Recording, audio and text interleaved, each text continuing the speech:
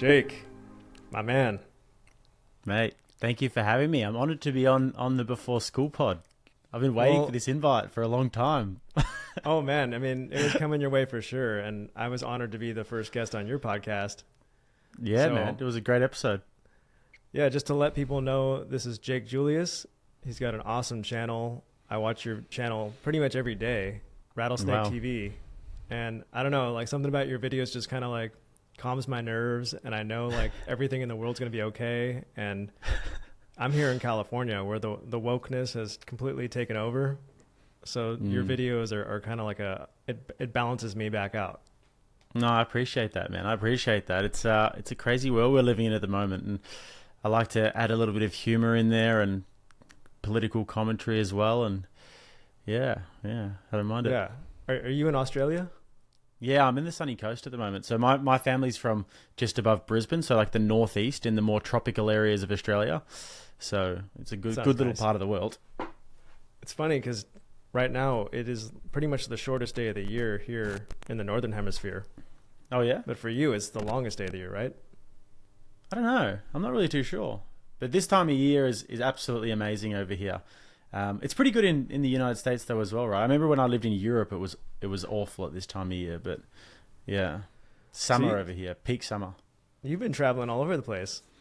Yeah, man, I did this entire year. I was traveling, so I met my little brother in, I think March the 8th or so in Hold on, Jake, you Japan. froze. He was living over there for a little while, and then I lived over there with him for about 6 weeks because I'd started the channel in November, I think, and I was ticking along and about to get to the sort of 100K mark. And then my little brother's a videographer, so I was like, I want to go over to Japan and go and get him on board. A little bit of slave labor. But then, so we've gone on since then and just did 8 months traveling together, and he's an absolute weapon. He works like an absolute maniac, so he keeps me on my toes, and same the other way. So your brother is the one who does the editing and puts the videos together? I like to take all the credit for it, but he's the one who does all the editing and does all the set design and does all the social media and all the shorts, and I'm just here.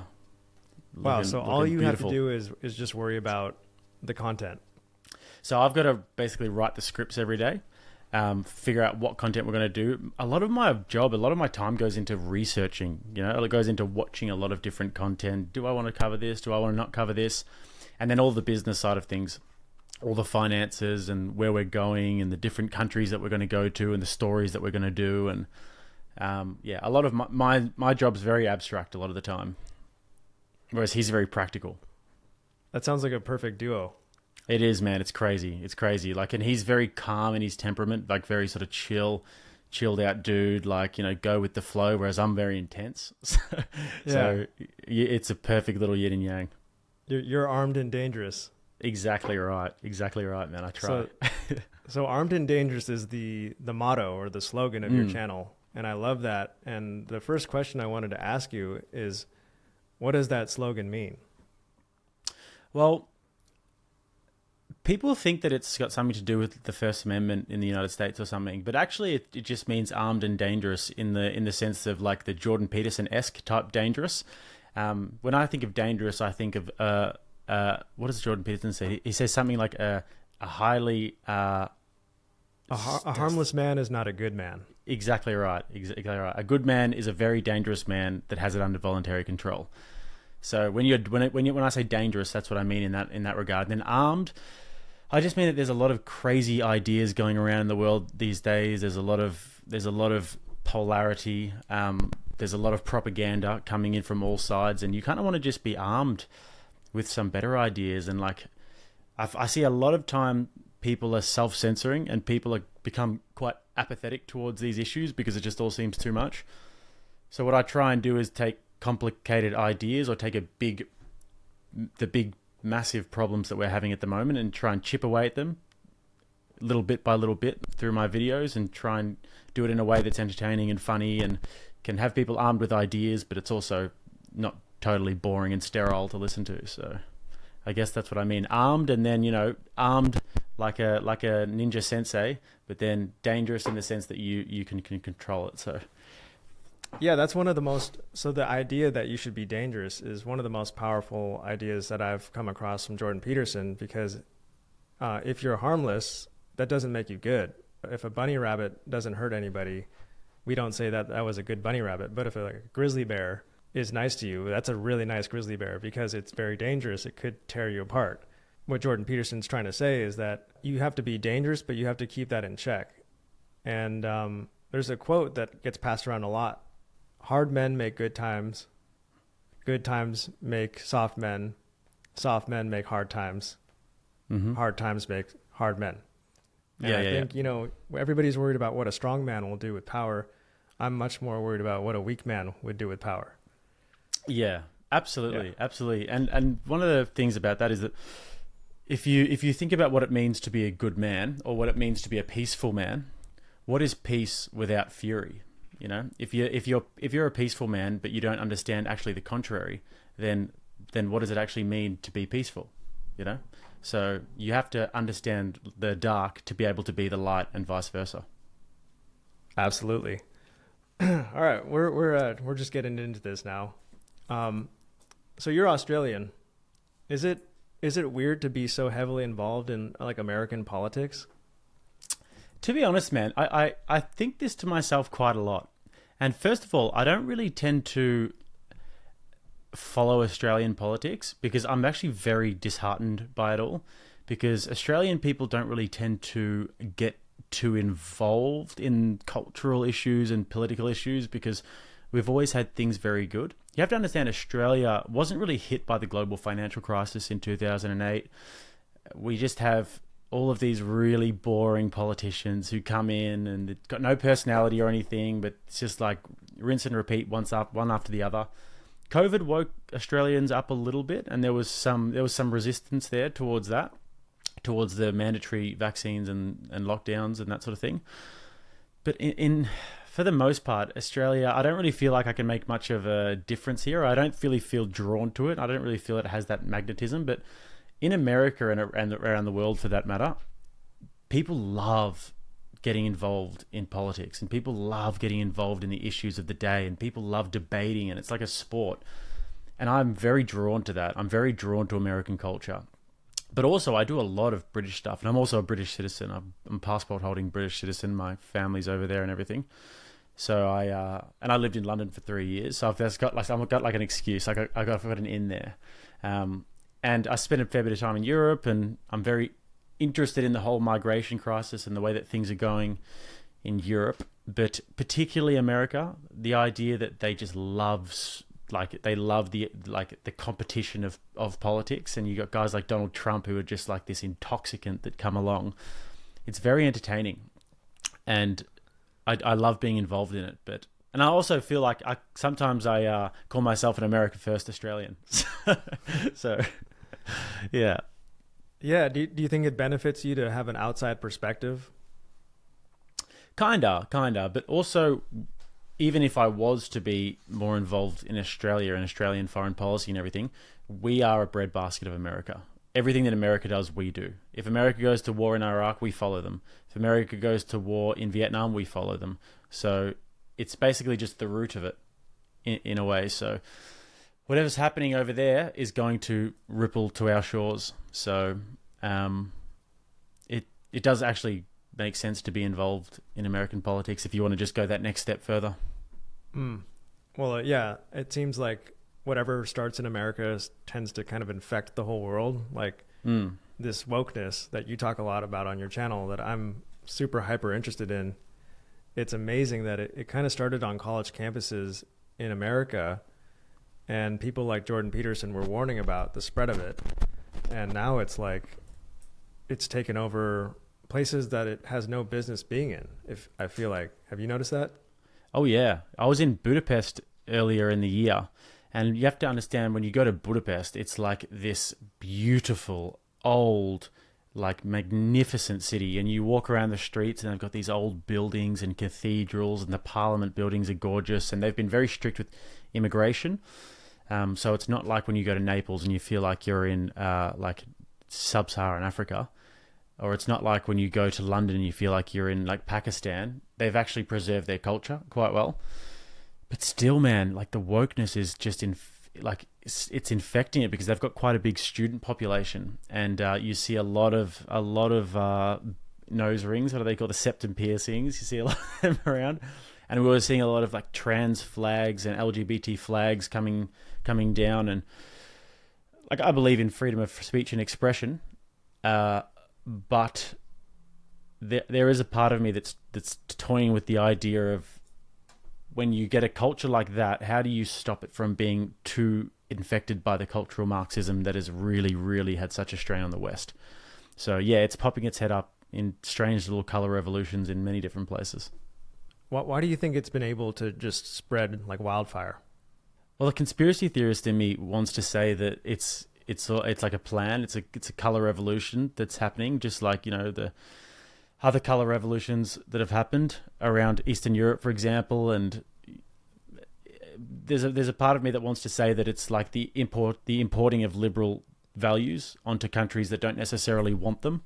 Just like you get communist countries that try and import their values onto us. And I think that there's just this, the way that I look at the world and the global politics and the global cultural scene is that everybody has their own interests and everybody has their own ideologies, and they're all trying to push it on each other, and they all think that they are the best and their ideas are the best. And you get all these Soviet agents that used to be in America trying to spread communism, and the communists were everywhere throughout the world trying to like plant the seeds of communism in all these different countries. And you got the liberal Western democracies that are around the world trying to plant the seeds of liberal Western democracy in all of these countries that don't want it. So I think there's just a lot of plotting and scheming and power plays from basically everyone in the world that has any vested interest in having their interests spread. I just had a podcast with Brett Weinstein a few days ago, Lucky man. I asked him a similar question about why is this wokeness spread, because he's really felt it. He got run off his campus by a mob of Evergreen insane students. Yeah, and he thought it was just simply a matter of people weighing out their options and seeing that the cost of standing up for the truth is way harder than just conforming, and then the eye of Sauron, the woke eye of Sauron, kind of goes on to the next person. So if you kind of just keep your head down and don't speak up and go along with whatever agenda is rolling forward, you can kind of just get by with your head down and survive and feed your family. Like a lot of people, it's not worth it to say something that's not part of the popular opinion. Oh yeah. And then lose your job. You know, they've made the consequences so dire that it's not worth it. And I think that's why Jordan Peterson is so amazing, because he did stand up and they threw everything at him, and he basically destroyed their whole thing. One man standing up against this machine can, affect so much change. Yeah, I think, and like Brett is a guy who understands this better than anybody, and he kind of got turned on from his own side because he's pretty liberal sort of guy, from everything I've heard about him. But he's always got a fantastic way of articulating himself. I do agree with that. On more of the local level, you see a lot of acquiescence to these ideas because of fear, and because people... if you think about it, for example, with this whole ESG movement, environment, social and governance that's happening, it's being pushed from a very, very high level. And then there's this sort of top-down effect where it trickles down, and then you get to the corporate level, like the level of like the small corporation who has to improve their ESG score. And these are just the people who are running these things. They're not some little like revolutionaries who want to sort of overthrow capitalism in the West, or who want to contribute to Agenda 2030. These are just people who think that they're doing something good. They're not overly educated in the history of Mao's struggle sessions and all of these sorts of things. And so it comes from a high level where I believe that it's very intentional. But then as you go down, people don't really question it that much. And I actually have someone very close to me who was involved in one of them recently, and actually stood up to them and said, no, I'm not like just racist because I'm a white person, and I'm not going to play these identity politics games. And then other people started coming in behind them and saying, yeah, actually, you know what? I disagree. But if she hadn't have said that in the first place, nobody would have said anything, because there's this stillness effect. where everybody's looking around like, is somebody going to say something? Is somebody going to do something? And then when nobody says or does anything, everybody else is too scared to do anything. And then there's this effect where it's like somebody needs to charge forward and take the arrows from the front line so that everybody can sort of come in behind. But those people aren't so common, because if you have a family and if you have a mortgage and if you have to put food on the table and if you have to keep a roof over their head and if you want to protect your reputation, if you want to protect everything you've ever worked for since you were a little, like a teenager or whatever, and then going through college and your career, then you're best off not saying anything. You're best off towing the party lines. But if you're a renegade, then... Have you been in any of those situations where there's a big group of people and it seems like everybody's going to conform? Have you ever been in like a situation like that? Yeah. I'd say at the start of COVID, when the lockdowns started to happen.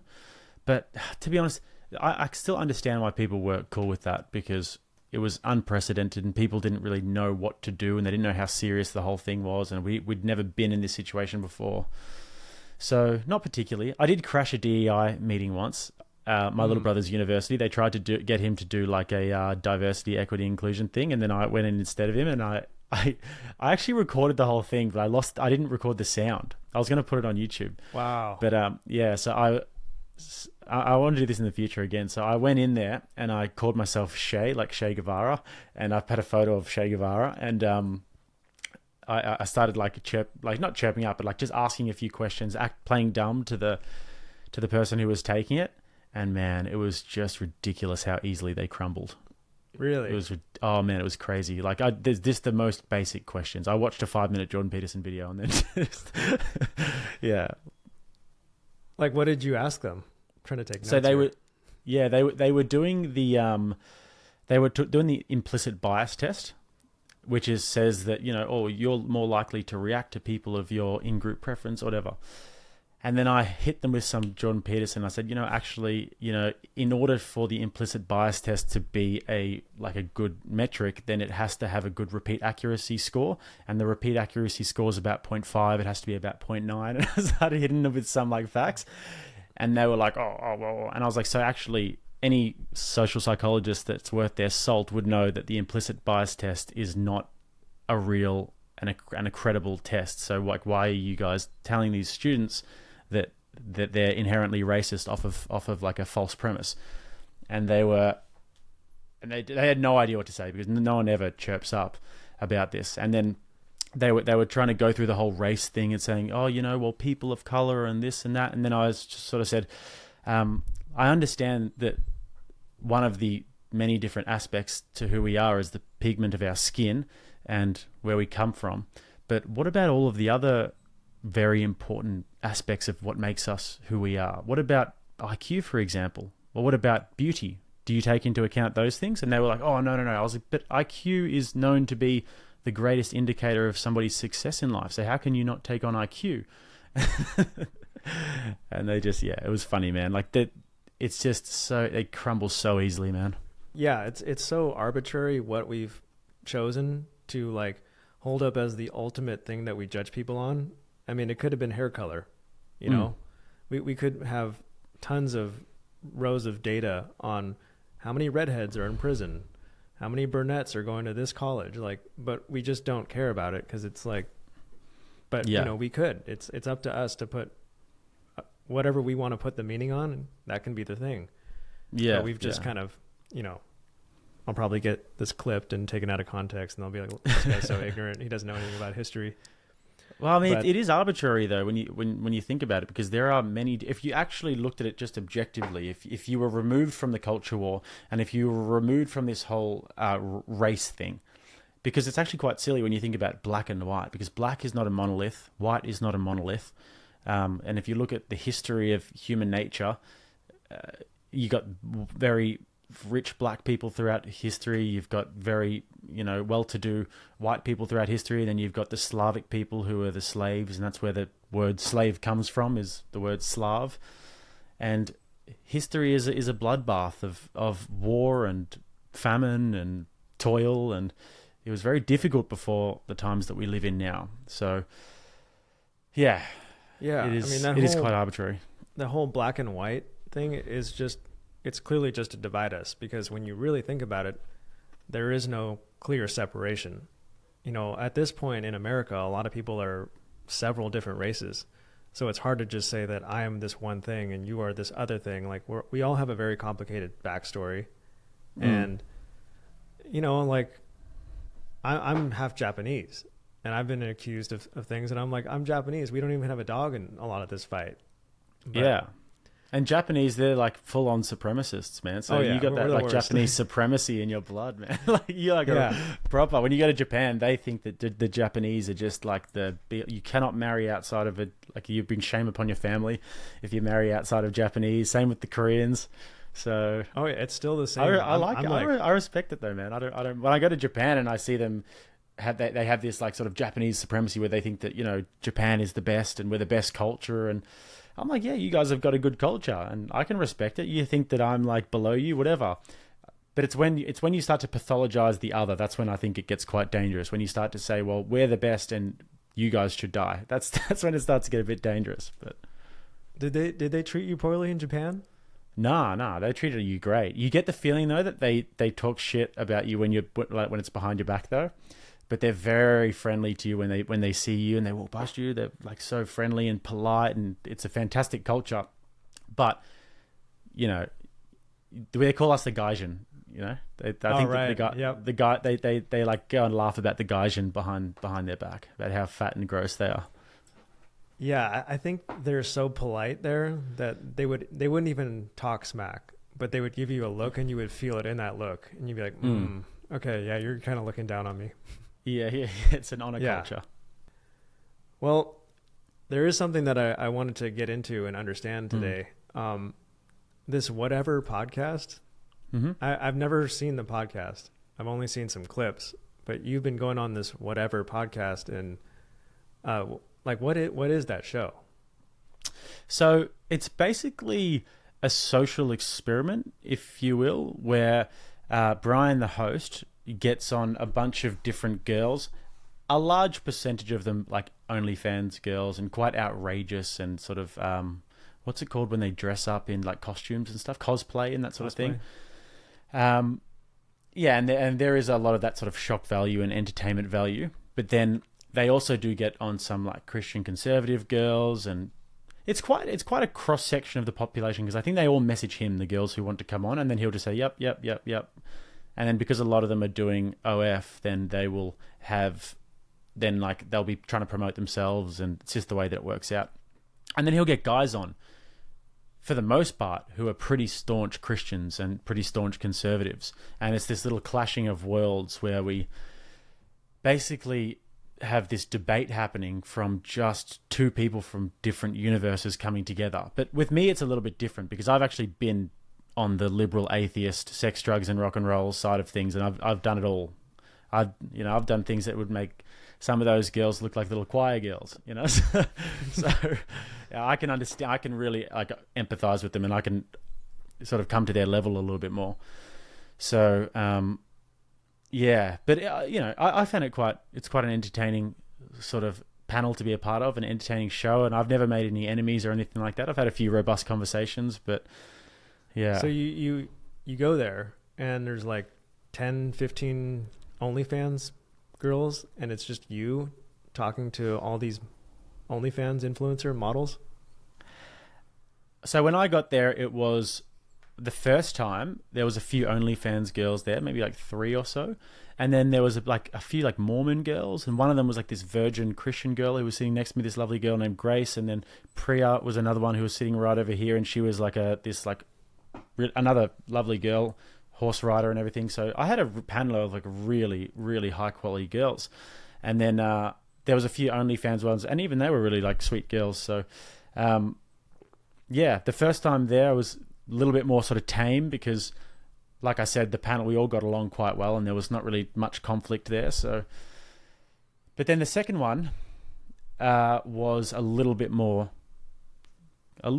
heated, because there was a few OnlyFans girls here, and they were coming at me a little bit about my views, and I had to sort of substantiate the things that I was saying, and But it's all fun and games. So, I mean, so your views, were you kind of promoting a more monogamous type of life? Yeah, I mean, like as I've gotten older and gone more into conservatism and definitely started to lean into my faith more, I've started to realize on a personal level, like the negative effects that all of that has had on me, like the negative effects of being highly promiscuous at times, the negative effects of not believing in any sort of God, and the negative effects of living like a more sort of like hedonistic, self-absorbed lifestyle. I'd say it's left quite a few, like it like quite kind of scars you quite a lot because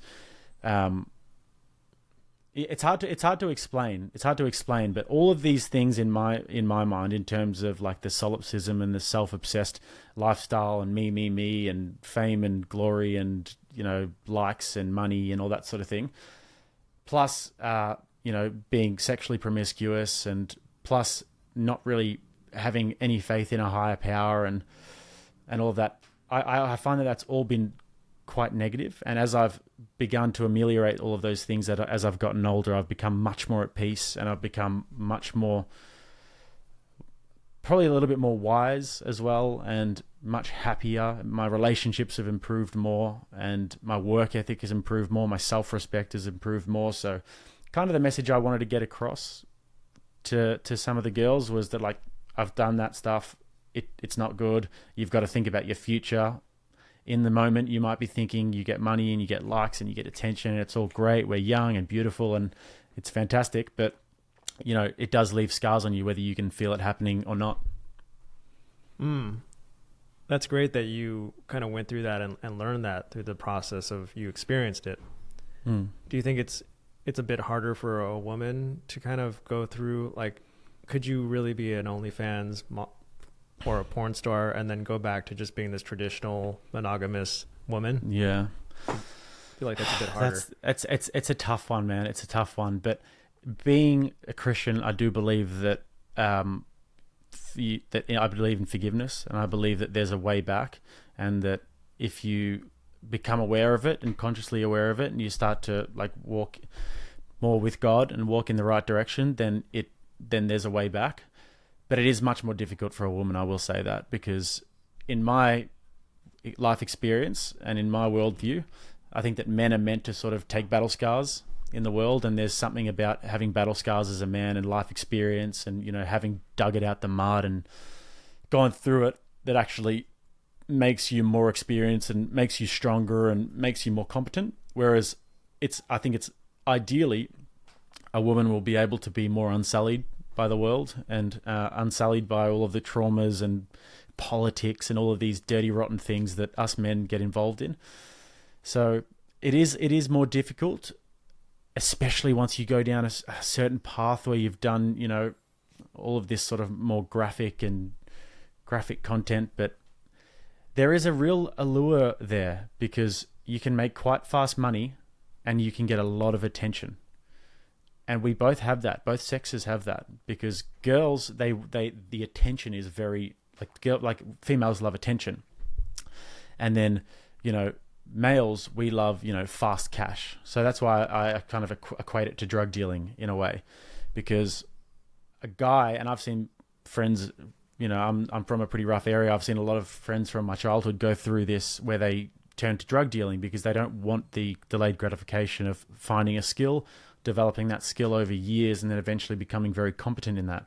So they'll go to quick money. They'll just buy a few keys of whatever and start dealing. And luckily I never went down that path, but I've seen a few guys go down that had potential, and they ended up in prison, and now their life is going to be so much harder. And same with girls. The allure is there. They just need to take their clothes off for a little bit, and they earn some money, get lots of attention. Lots of guys are sliding into their DMs, and they think that because of all of this attention they're getting, that they'd be able to retain any guy. They'd be able to have all of these boyfriends. But really, unfortunately, just like as a man, like the lifestyle is fleeting. As for a woman, this lifestyle is fleeting as well. So we've both got to be very conscious of these things. That was very well said. And yeah, you made me think about a couple different points. One is that something that I've just noticed in my personal life is that when a a male is brought up in a very sheltered environment, they don't tend to do well. They don't have good mental health. They don't go on to success or a career or fitness, or it's like men need to be tested. But I've noticed that girls thrive in an environment that's sheltered, where they feel safe. Almost like The Sopranos. Have you seen Sopranos? No. Okay, well, I won't ruin the whole.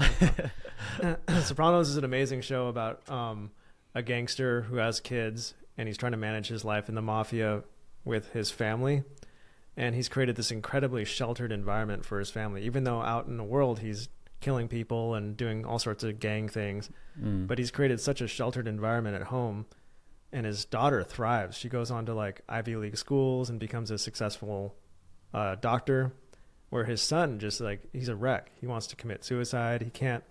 And it feels so real, because I feel like I've seen that in quite a few of my friends and people I know. It's just like, if you haven't really been tested, you don't have an opportunity to grow as a man. Like, I feel like men need to go through some sort of initiation process.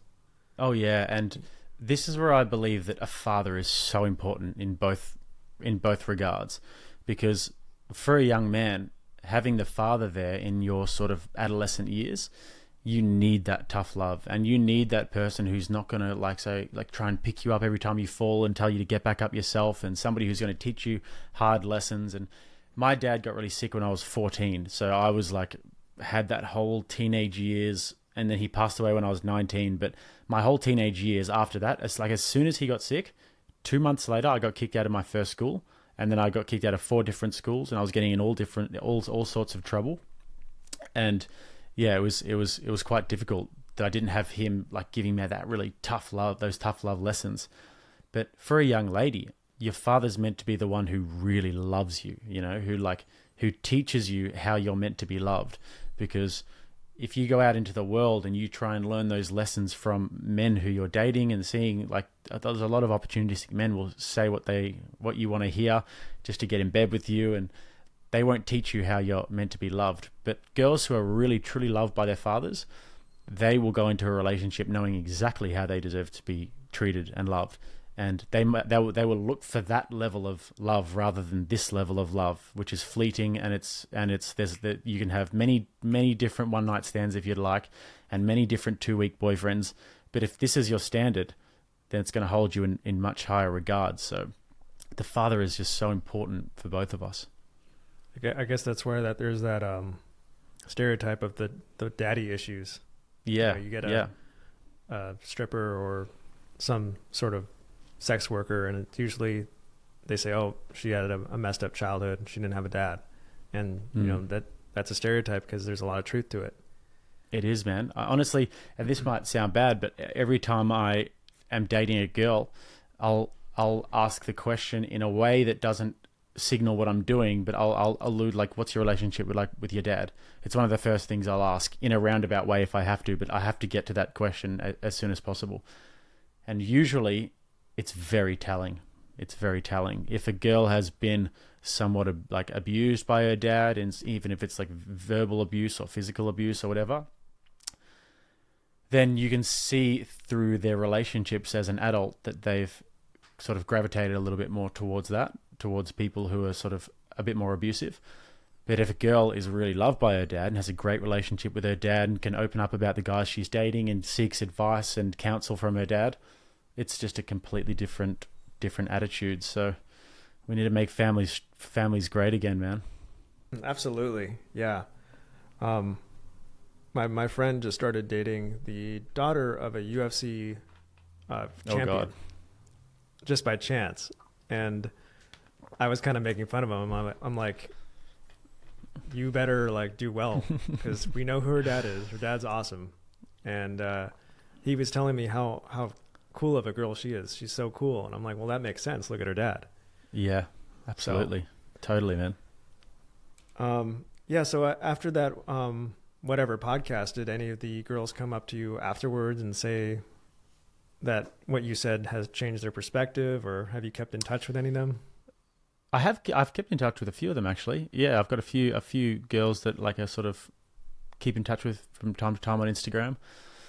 There was one on the second one, which was this Hungarian girl that was sitting next to me. She was like quite taken aback by the things that we were saying, but in terms of the like OnlyFans girls, it's almost a lost cause once they're in that world. They have to realize themselves.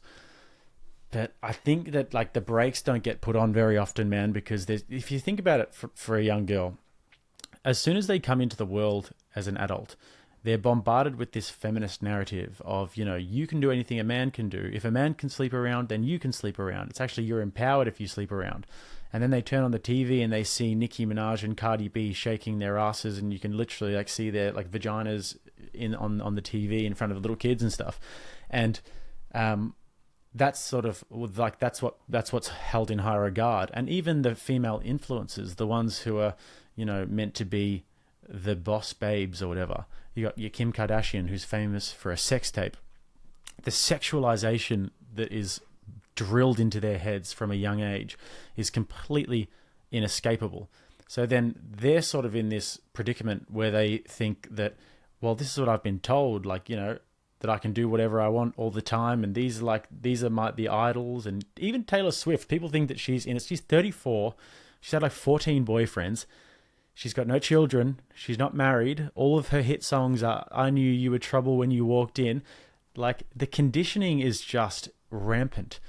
So I don't really see a lot of girls turning it around, because it's just so strong and pervasive, and they're so convinced that what they're doing is fine, and they're very much not looking at the future. Because another thing that they get told is that they age like fine wine, and that you'll get into 40 and you'll be hotter than you were when you were 20, which is not true.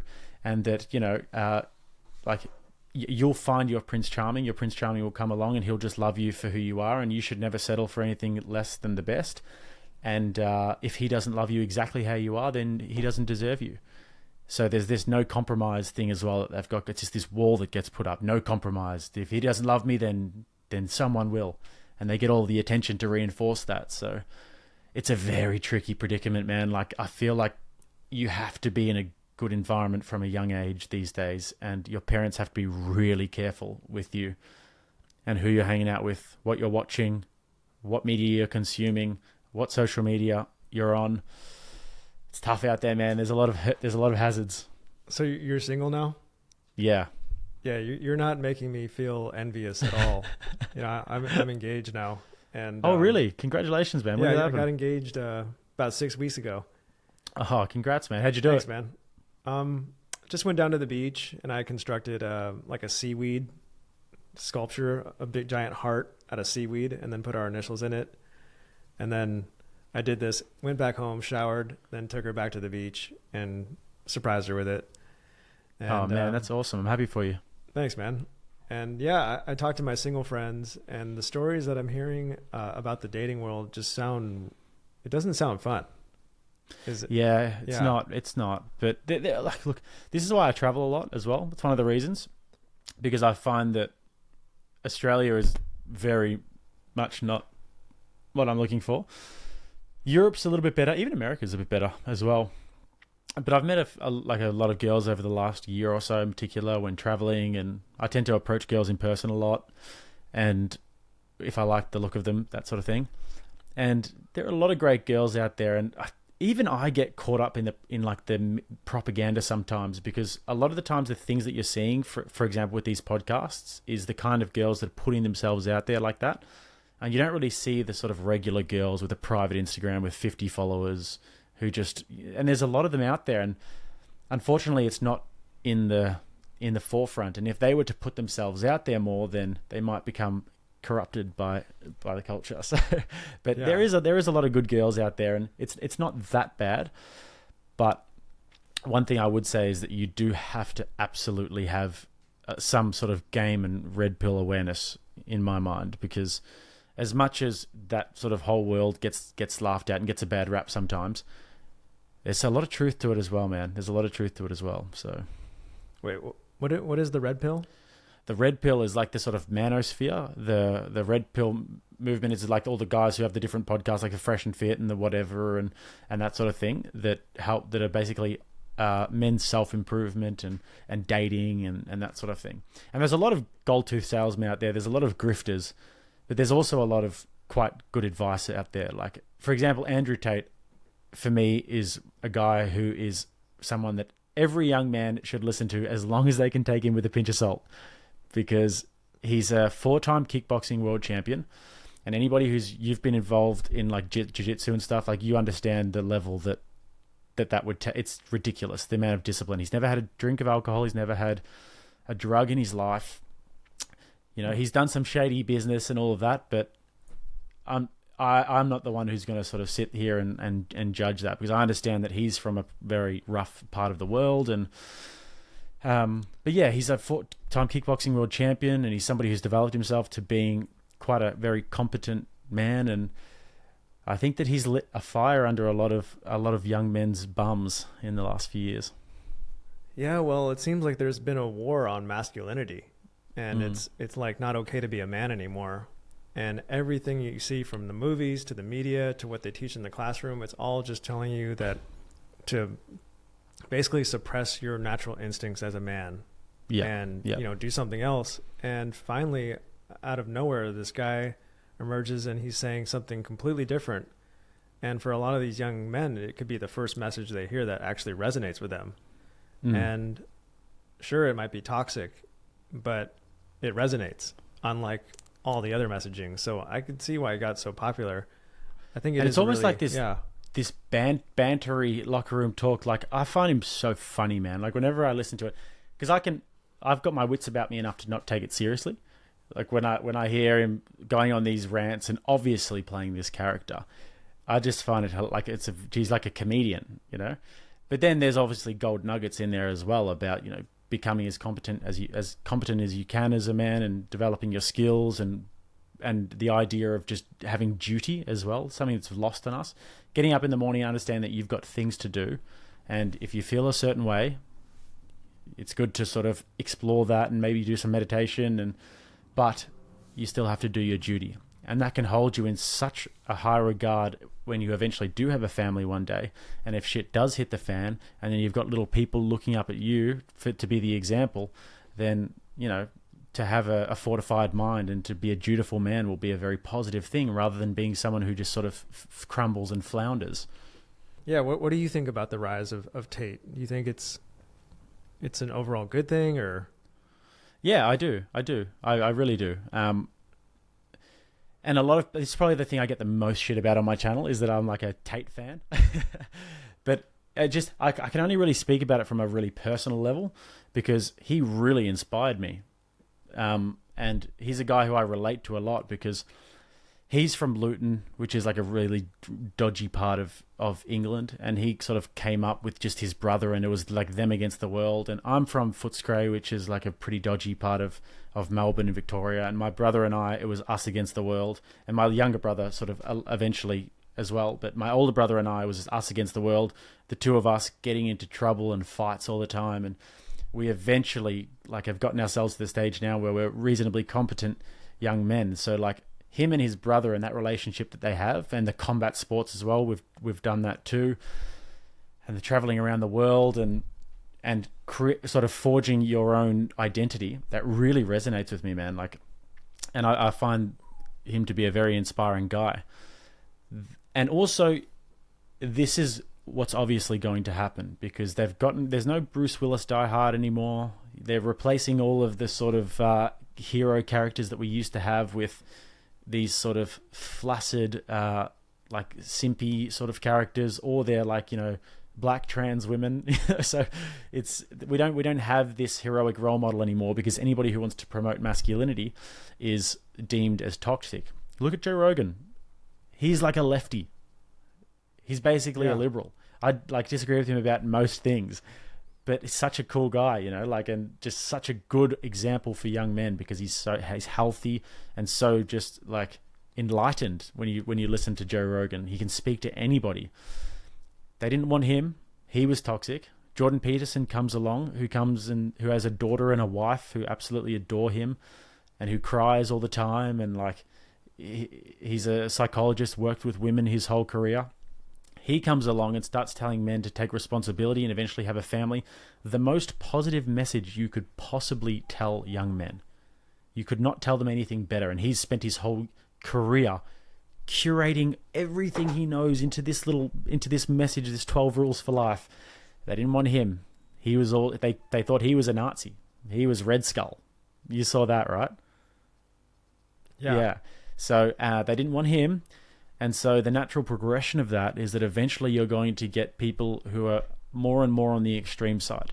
So with Tate, if I had a younger cousin who was 15 years old and he was listening to Andrew Tate and saying, I want to be the top G, I want to have a Bugatti, I would try and ask him a few sort of open-ended questions about why he wants that, and try and eventually get to the point over the years where he could be ambitious and he could want to have nice things and want to be a provider and want to be a competent man, but understanding that having a Bugatti is all well and good and might feel good for a moment, but there's just a million more things that are more important in life than that. And having multiple women might sound good, but it's also probably sounds like a headache to me. So, yeah. Yeah, it's kind of like one of the oldest philosophical ideas is like, you think you want something, but then when you get it, you realize you don't actually want it. Yeah. And I think guys like Tate provide this vision of something that a lot of young men think they want. Oh, yeah. Cute. Sorry, man. He was crying. Oh, it's all good. Yeah, no. Yeah. There's a false sense of and this is where young men can be easily led astray. But from all of the research I've done into Tate, like I said, he's done some things in his past that he wouldn't seek to emulate. I don't think, now that he's more in a sort of trajectory of faith and of religion. And this is what we do, man. We evolve as people. Like as a young man, you're full of testosterone. You want to be something. You want to go somewhere. You want to move forward, and you might make some stupid decisions. But as long as you evolve, and as long as you end up being like my sort of motto in life, man, is that I want to become the most competent man that I can possibly come, so that I can become a man of service and give back and harness those skills and harness those competencies to help people around me, man, and make the biggest impact possible. If it goes this way instead of multiplying, I think that it just it becomes a bit rotten, It's kind of like that old saying, as above, so below. Yeah. You kind of have to look within, and that changes your outer world. The more you change your inner world, the more that's going to enhance your outer world. Absolutely. So there's a saying I always say, you can't change the world, but you can change yourself, and that will change the world. Oh, yeah. It's kind of like that Jordan Peterson philosophy of just clean your room. Like before you go out trying to change the world, look what you can do in your immediate surroundings first. 100%, man. Michael Jackson said it as well, start with a man in the mirror. Yeah, I love that. And you have all these people online that have these really strong opinions about global issues. And it's like, no offense, but you click on some of their profiles and you're like, oh, okay, I'm not even going to respond to you, but Yes. Yeah. I had that quite a few times actually with people who try and go me on Twitter. I'm not the kind of person to ever have arguments online on Twitter and stuff. It's just not my thing. But then someone said something to me the other day that I wanted to respond to, and then I just clicked on the profile and I was like, what am I doing? Stop it. I'm not replying. Yeah, I mean, because the moment you respond to them, you kind of lose. It's a losing battle. Yeah, you're not going to change anyone's mind. Yeah, you have to. And if you change one bot's mind on Twitter, then it's so inconsequential. I respect you for just coming out right and saying that you respect Tate. Because a lot of people are afraid to do that. Not privately. Privately, I have conversations. A lot of my guy friends are like, oh yeah, a lot of things he says are cool. But in a public arena, everybody has to put all these disclaimers before they talk about him. Like, oh, I don't approve of this. And I would never want to be like him. But this one point he made is good. And so yeah, I respect you. Yeah. I kind of just, I guess more than other people, I kind of get it. I get him. It kind of, because his life trajectory, I can relate to a lot of very specific elements of it. Like when he's talking about him and his brother eating KFC for their birthday, and going and having to scavenge food and all that sort of stuff. and like having to always look out for each other. It's like what me and my older brother did. You know, we were always pretty, like, we never struggled to put food on the table. Our mum would always, like, if we really needed to, we could always go back and live with mum for a few weeks or whatever. But I was out of home when I was like 15, man. I went to boarding school and then moved to London when I was 19. And my brother and I were always looking out for each other, you know, and like we kind of like us against the world sort of thing. So I really relate to their come up, and then you can understand when you get there eventually why there's this sort of need to shout it from the rooftops. Although I hope that I've kind of skipped that step in a way. Well, do you think those hard times that you've experienced have helped you greatly? Yeah, absolutely. I definitely wouldn't be the man that I am today, and like, you know, in my absolute infancy of being a man, I guess. But I do believe that there's a few really important lessons that I've learnt from hard times and pain and trauma and mistakes as well, and they've led me to a place. I'm pretty happy with where I'm at the moment. Got a lot of work to do, but yeah. But you don't play the victim. No, God, no. No, what's the point in that? Yeah, I mean, it seems like playing the victim is so attractive now. Yeah. No, I think it's attractive to certain types of people, but for me it's like repulsive. I couldn't think of anything worse. Whenever I see somebody who's has every right to be a victim but they don't, and they're stoic, there's something so powerful about that.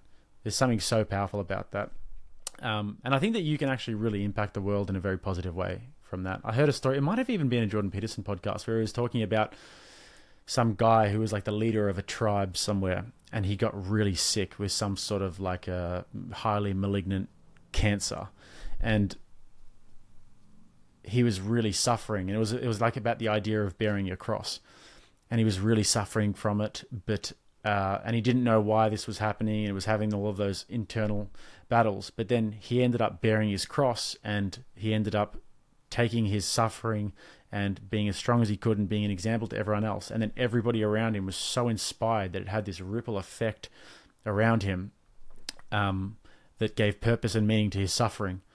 So the idea of bearing your cross and not being a victim, I think that is actually something that's woven into the fabric of who we are as people. And it's like this archetypal idea to bear your cross. And that's what Jesus did. You know, he bared his cross. So I think that the idea of being a victim, as much as we can laugh about it, it's funny and everything, and it's kind of dorky, but the idea of bearing your cross and doing the opposite is something that's a deeply profound and moving idea if you are to get it right. Yeah, the idea of bearing your cross, it's like a conscious idea. When you think about the type of person you want to be, you think about facing adversity and being that person that steps up.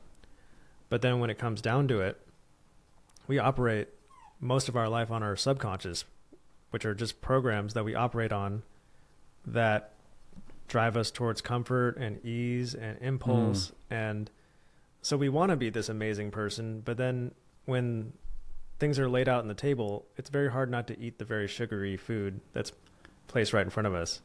Oh yeah, you know, man. Especially when your life is difficult. Sometimes that sugary food's all you've got. And that's how you slip into addiction. I've eaten that sugary food a few times, I tell you what. It feels good. Real quick. Yeah, so how's your podcast going? Yeah, it's good, man. I don't have the same pull as you, but it's going okay. Actually, dude, you're doing really well. Like, I think you're pulling in like way more views than me now. I'm not too sure about that. I've had a few that have gone okay. Like the Vivek Ramaswamy one that I did got like 30K. And the Constantine, podcast. the Constantine Kissin one. But yeah. But your videos, like every one of your videos, I just looked at your last week. Some of them had like 500,000 views almost in the last week. There's been some good videos recently, man. And I tell you what it is, man. It's our shorts. We've been doing some shorts and we've been refining our short strategy for a little while now. And we've finally got our sort of formula down. And the short form content is really driving a lot of traffic to the channel. So it's good time to sort of take the foot off the gas for a week at Christmas.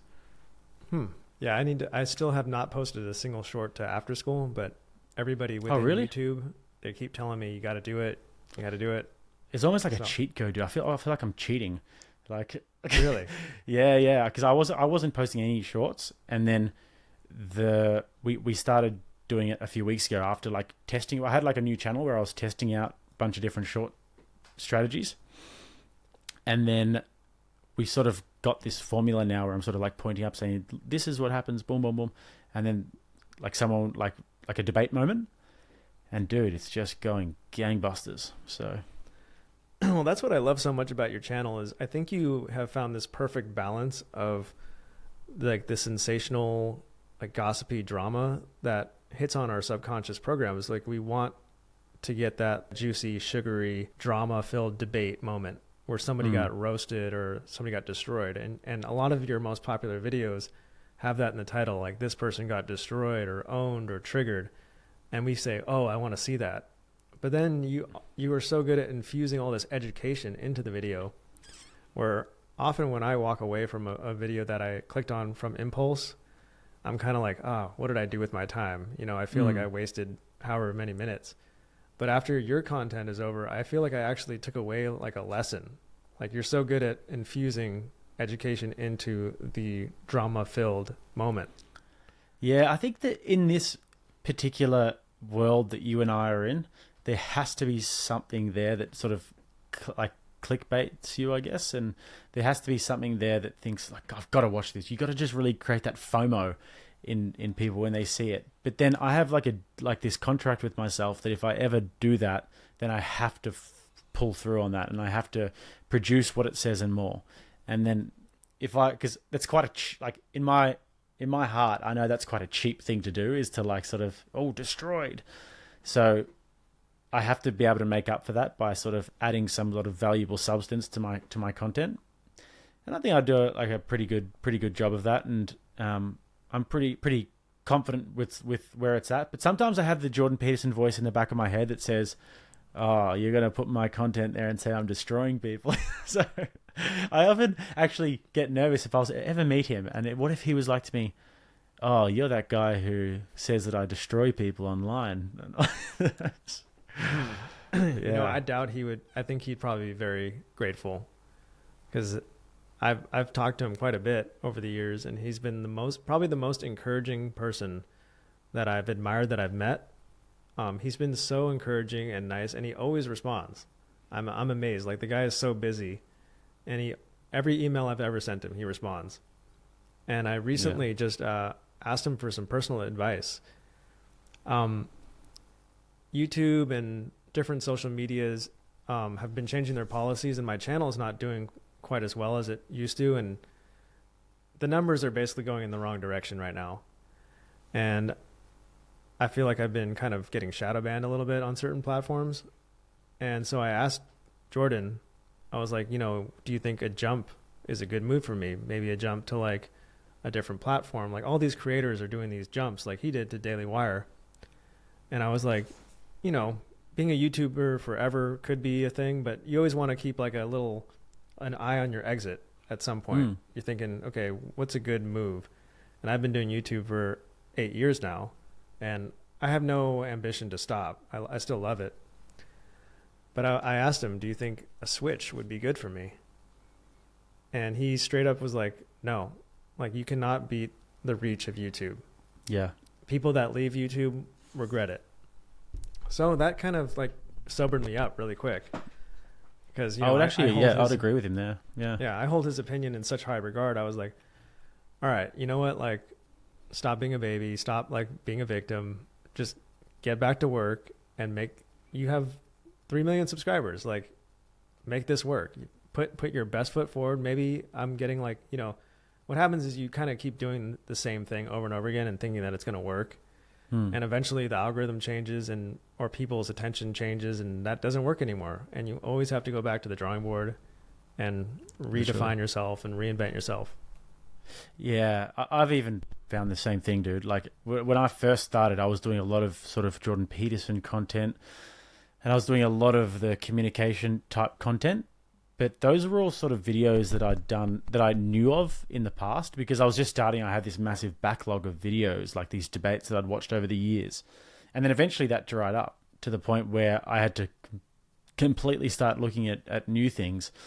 So I just sort of had to lay out all the different topics that I'm very interested in, and had to just reformulate. And as I started to delve into more topics, like for example, I like did the debates and communication, breaking it down like sport, and then I did the more sort of, I'm very interested in issues like immigration in Europe, for example, and started focusing on some like Douglas Murray debates and content and that sort of thing. And even recently, I've started getting into more sort of videos that are like social and political issues that I'll take through a bunch of different examples, and it's like a topic. And I was really happy that those videos did well. For example, the England and Ireland video, I don't know if you saw that one that I did a few weeks ago, that's discussing about the problem with England and Ireland and all the protests that have been happening. And I was managed to like get over 200,000 views on that one, and just taking them through a bunch of different clips and just explaining the whole issue. So that was actually really heartening. But you're so right, man, that you've got to just continuously adapt. And what are you thinking about in terms of adapting next? Like what's next for you? Well, I'm going to get a little more sensational. I think the next video, when you see the thumbnail, it's going to be very like, not clickbaity, but it's going to be something that people are going to have to click on. Because I've been very modest for many years. Like I've just been, my titles and thumbnails are just like very matter of fact, like this is what the video is. And it's good for the search, but it's not good for, if you're looking at like an ocean of videos and thumbnails, like it doesn't always stand out amongst the very sensational ones. So I'm going to try to get a little more sensational and see how that works, and probably do some shorts. You know what, man? Like, definitely do shorts. Definitely do that. But I feel like it's like if you work a sales job, for example, there are certain things that you have to do. If you believe in the product that you're selling, right? Just say you're selling like lightly sparkling Mount Franklin water. Like I've drank this passion fruit flavor and I know how good it is, especially after the gym. I get home from the gym after a hot day and it's beautiful. So I know that as soon as I put this cold drink in somebody's hand and they drink it, it's going to be amazing and refreshing. But I've got to get them to that stage. So if I have to ring them up and schmooze them a little bit, then I'm gonna do it, because I know that what I'm selling is actually really good. And you can be assured that what you're selling at After School is a very, very worthwhile product.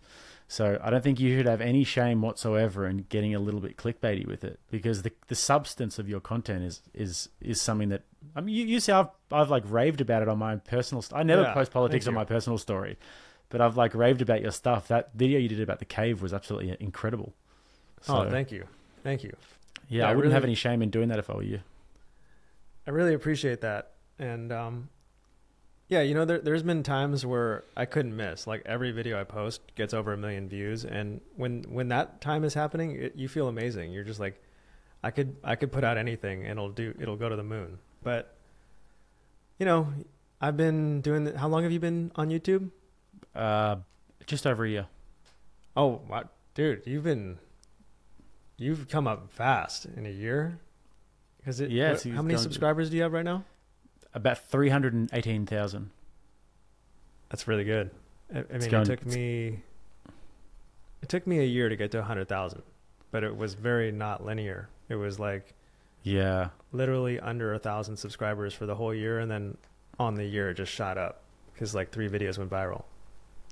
Under 1,000, yeah. Those were the days. I had many podcasts. Like I did podcasts for 5 years though. I did hundreds of episodes of different podcasts and shows and YouTube videos and everything, and I never got over 1,000 views until November of 2023. Started in like 2018. Wow. So where do you see this going? I don't want to give my secrets away like that. The ultimate goal for me would be to make a media company. Like, I would like to, you know, like similar to what Valuetainment are doing, but a little bit different. I think that there are a few gaps in the market that I've identified from companies going woke and that used to do amazing content, that used to do amazing videos and documentaries, and they've sort of exited the market and opened up the space for guys like us to come in and breathe new life into the space, man. So I've actually got a friend of mine who's a super talented guy, just very charismatic and gregarious, and he's a yogi master and lived overseas for many years, and he's a guy who I think is very talented that I'm actually going to invest in quite soon and get him to start doing some content and get a plan going there. So I'd like to have a few people who I develop. And then eventually, man, I want to have some sort of a fitness village retreat type thing in maybe South or Central America. I definitely see that happening for you. I feel like I can foresee the trajectories on some creators, and for you, I see you going really high. Like, we both know Chris Williamson, and I saw the same thing in him. Like, I first started talking to him when he was very small, but I kind of saw, I was like, this is going to be huge. And now he's like on another level. It's different, man. Yeah, it's different. Like, you know what's funny? The first time we ever spoke, I didn't know who Chris Williamson was, and I remember you said that you were like potentially organizing a podcast with him, and I was like, oh man, that's so cool. Like, you get to talk to Chris Williamson, because he's been a big inspiration of mine. And then when I was in Miami of this year, dude, I randomly just opened up my phone one day and he started following me on Instagram, and he's like messaged me this message of encouragement. I thought it was like awesome. One of those fake accounts, you know, the ones that pretend to be the person. And he's just he's a great cool guy. Such a cool guy. He's like always reaches out and touches base and stuff. So you get some people like that in the industry, man, who never forget their grassroots, you know. His rise has been awesome to watch, because when I first got in contact with him, I was kind of like, oh, you know, who's this? And now it's at the point where I'm like, Chris, remember me? Don't forget me, man. Yeah. Big time. Yeah. How did you first get in touch with him? I animated a clip from his podcast with Jordan Peterson, and I didn't know who he was, but I drew him in the video. And then he reached out after seeing that, and then we had some talks, and he wanted me to animate something from his podcast, which I haven't done, but I should look at some clips from his podcast, because some of the videos I do are just like from already existing audio, and I just animate over it. But I much prefer to do like collaborations. Yeah. So we've been chatting about doing a collab, but he's so busy that it's just insane. Yeah. He's one of those guys that you feel bad reaching out to, because he's got his new Neutronic drink and doing like 3 podcasts a week, and travel schedule's pretty crazy. So yeah, man, if you can ever pin him down for a little while, it'd be great. But it's cool when you see somebody like that, because there's about 20 million podcasts out there, and there's only a few that really stand head and shoulders above all of them. It's kind of like, I have a lot of friends who know how to DJ and produce music, and they've been trying to become famous DJs for many, many years. And I tell them there are millions of guys in their basements trying to make electronic music, but there's only one Alesso, there's only one Tiesto. You can make a Tiesto song in 5 minutes. You are technically as good as him, but what makes them on this other level?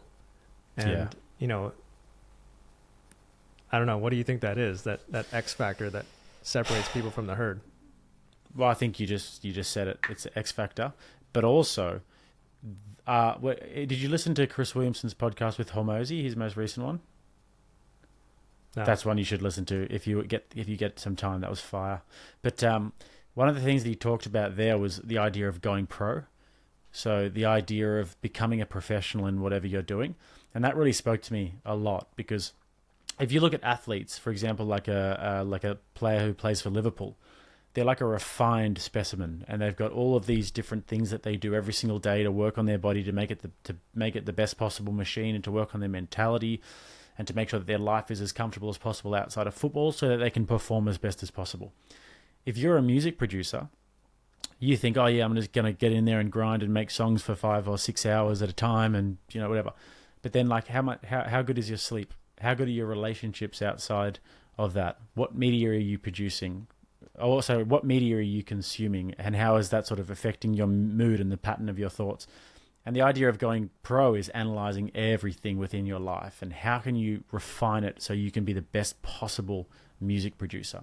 How can you network a little bit to try and sort of pick the brains of other music producers? Are there any courses that you could take for a few hours a night. And I found that idea really, really powerful, because I've seen this a lot with people who are very talented, but they don't quite like understand what it takes to go pro.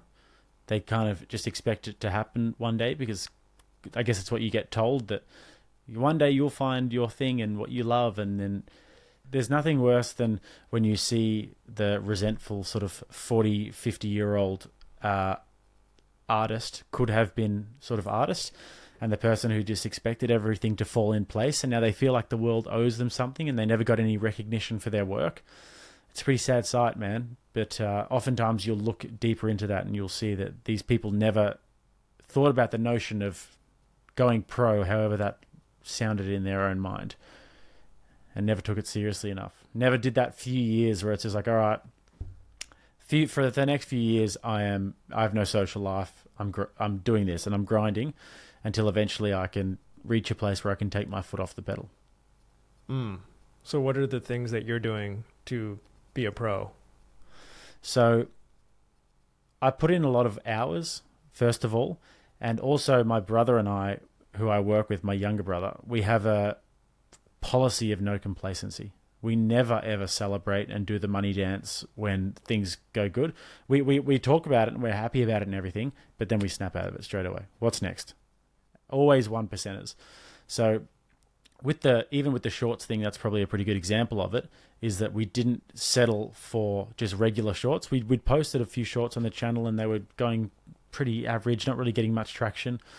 But instead of like sort of resting on our laurels, we just kept refining it until eventually we got the right thing. And same with our Instagram as well. We've now got like 28,000 Instagram followers, and we were on under 1,000 for the whole time until few weeks ago. It just started going up. So just those things, man. Never doing the money dance. I've actually seen this with a few other YouTubers where they'll get a few viral videos and 100,000 subscribers, and then all of a sudden they're posting all this motivation on their Instagram, like, you can do it too.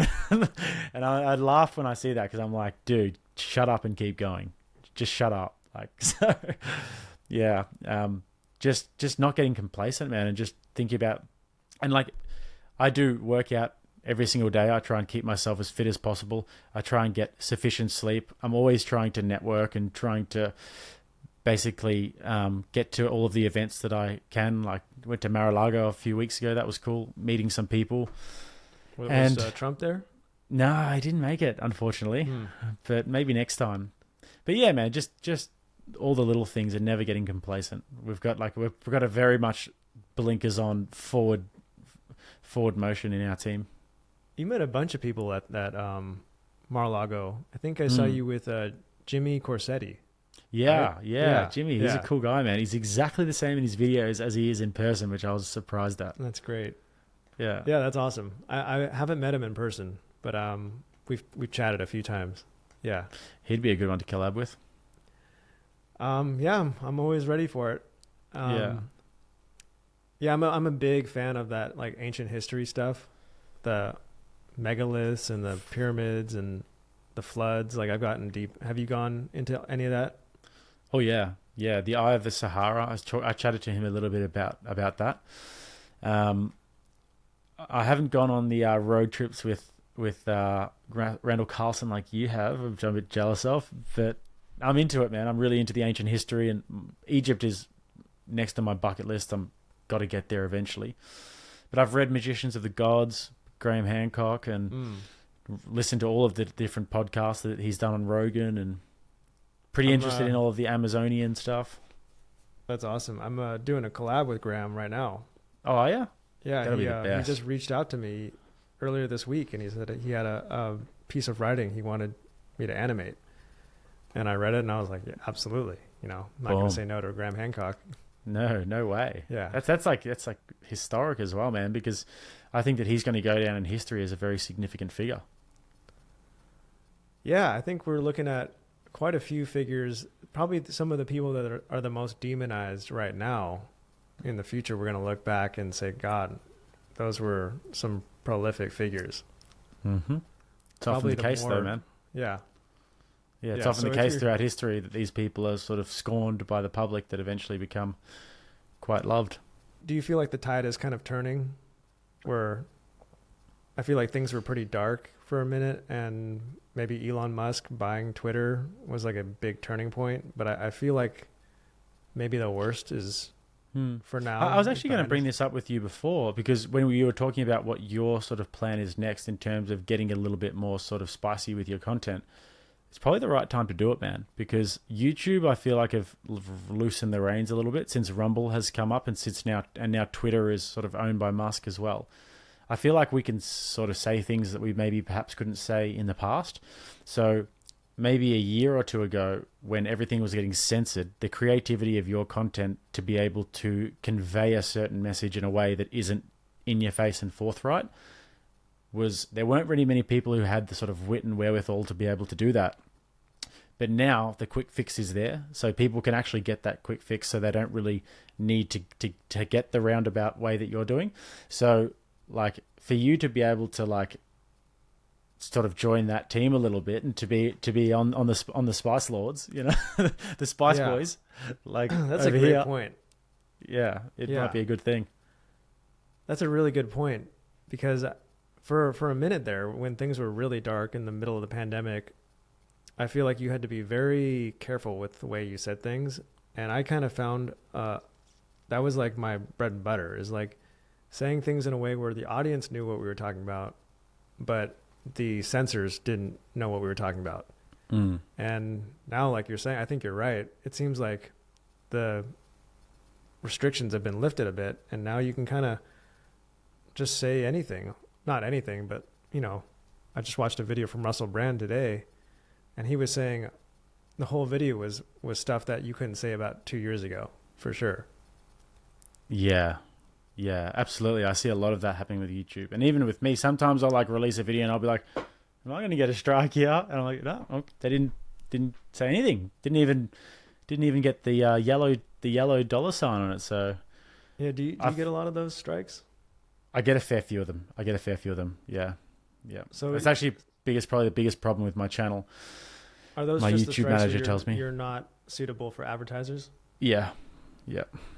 But you're not getting like the really bad kind of strikes, right? Three strikes and you're out. No, I haven't had any of those. Yeah, okay, I haven't had any of them, surprisingly, and I've said some pretty spicy stuff. Are you able to monetize your videos? Yeah. Oh, great! Even though you're using like some clips from other things.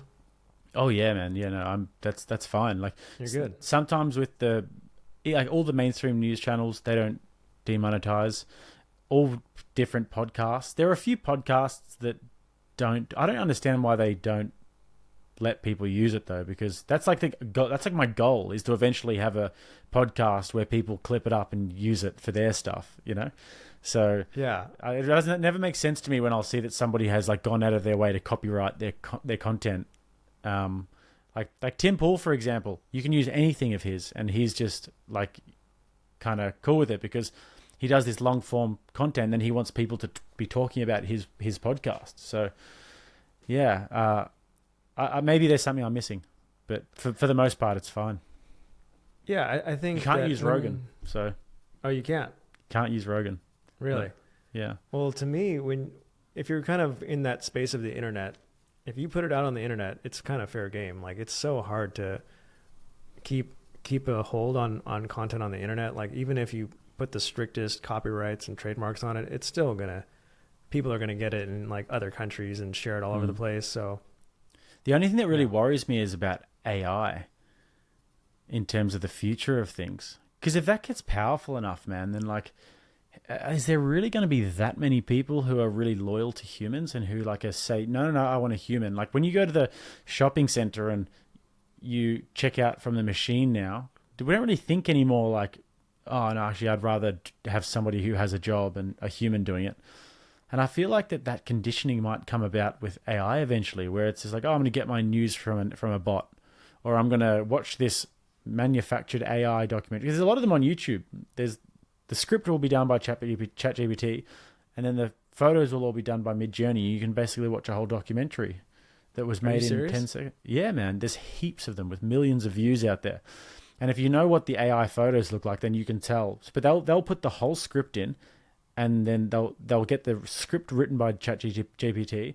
Tell me the history of ancient Rome. Boom, boom, boom, boom, boom, in a documentary format. Make it thrilling. Make it suspenseful. All that, and then they'll put that. Oh gosh. Then they'll put that into the AI photo sort of software, and they'll say, make this into a documentary with a sequence of photos, and then they'll upload it to YouTube. How do you feel about that? It's pretty concerning, man. Like it's very concerning because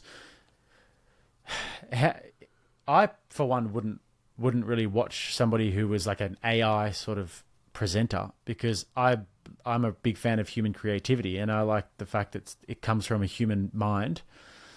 But I don't think that the majority of people would be so against it after a little while. It's one of those things that it just keeps happening, and you become accustomed to it. But it definitely worries me, man, because and I'm sure it's sort of a bit concerning for you too. But on my end, what if you could say, talk about this issue, and we've got this good-looking AI anchor, and write me this script, and then make it funny, make it punchy, but also make it educational, and boom, boom, boom. So I've never used ChatGPT or anything once. I've made that a rule of mine, that because I want to learn with everything I do, and I want to go through those hard yards. But it wouldn't be too hard to do, man. I mean, it's like that sugary food that's right there. And if you are trying to do something challenging and you have to read several books and take dozens of hours to figure this out, or you could just click one button and it'll give you the perfect answer that sounds amazing. It's going to be very hard not to pick that fruit. Yeah, but I think I get solace in the fact that all of these things that I'm doing, all these scripts that I'm writing, all this hard work that I'm doing, and all the traveling in countries that I'm going to, is putting me in a position where one day people would want to have me on their podcast. Like, well, I finally get a gig on the Before School podcast, you know? So like, it's sort of, that's where I get a bit of peace of mind in the fact that I'm developing myself. It's like, you know, same as going pro. I'm just training every day and making myself creating a place where I have valuable things to say, I guess. Yeah. And the things only have value if there's some difficulty and struggle involved in the process. Like if the thing just spits it out in 2 seconds with no effort, I feel like it loses so much of its value and its meaning, because as humans, we assign meaning to things that are difficult. And the more difficult it is, the more greater triumph we experience. Like the fruits of your labor. If there's no labor, the fruit doesn't taste very sweet, you know? Yeah, man, you reap what you sow, and like what's there's no real joy in getting something that was just easy. It's like a hollow sort of feeling. Yeah, and you can apply that to everything. I mean, it makes me think of the OnlyFans type of conversation we just had, where if you're giving it away for free, what's that saying? Like, if you get the milk for free, why would you buy the cow? It's kind of like, there you go. Like, if you're devaluing yourself and you're giving it away for free, people are not going to put a value on it. If it's super easy, people are not going to assign much meaning to you. You know, you got to know your worth. It's sort of a universal principle, isn't it? Like, you have to, the universal principle of sort of delayed gratification, isn't it? And like going through whatever it takes now to build yourself for the future, and one of Jordan Peterson's best principles as well. Yeah, nothing's free. There's no free lunch. Like, you think that sugary food on the table is right there and you can eat it, but the consequences will come later. And you just, you know, you can't see them right now. But like, I feel sorry for some of these young girls who were enticed into these OnlyFans things. And now I'm seeing videos of how much they regret that decision, and how, you know, it's hard to, you can't erase the past completely. You can't, man. It's on the internet now. Yeah. Okay, yeah. Something I really wanted to talk to you about is Cambodia. Because I find Cambodia to be such an interesting country, and you said you're making a documentary about it. Yeah, so we're making a documentary about the killing fields in Cambodia and about the Khmer Rouge genocide.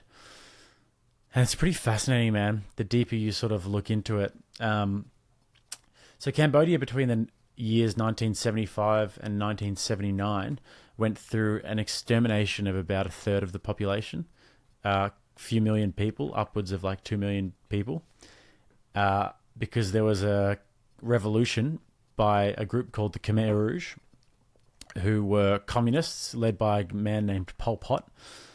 And before that, they were like a monarchy. They had Prince Sihanouk, who was in charge, and there was the Vietnam War that was going on between obviously Vietnam and the United States. And then you've got the Ho Chi Minh Trail, which comes through parts of Cambodia. And Cambodia were in this funny position where Prince Sihanouk was trying to sort of keep it cool with the United States and Vietnam. And then he they kind of messed up when when America bombed the Ho Chi Minh Trail, and then America also bombed Laos a bunch as well.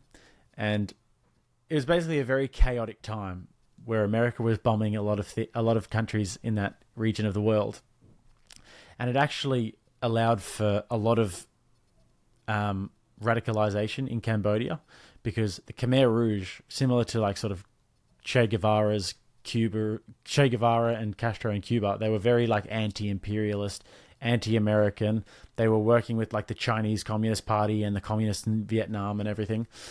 And when America was bombing Laos and bombing Cambodia during the Nixon-Kissinger administration, they were radicalizing like no tomorrow. They were getting like thousands and thousands of these people from like the villages in Cambodia to join up with the Khmer Rouge and come and fight against the imperial Americans and overthrow the monarchy. So that ended up happening. And what we're doing with the documentary is we've got a guy who I know in Cambodia who's lived there his whole life, and he was born in 1979, just after the Khmer Rouge. And he kind of tells the story from the Cambodian perspective and a little bit about his family and everything.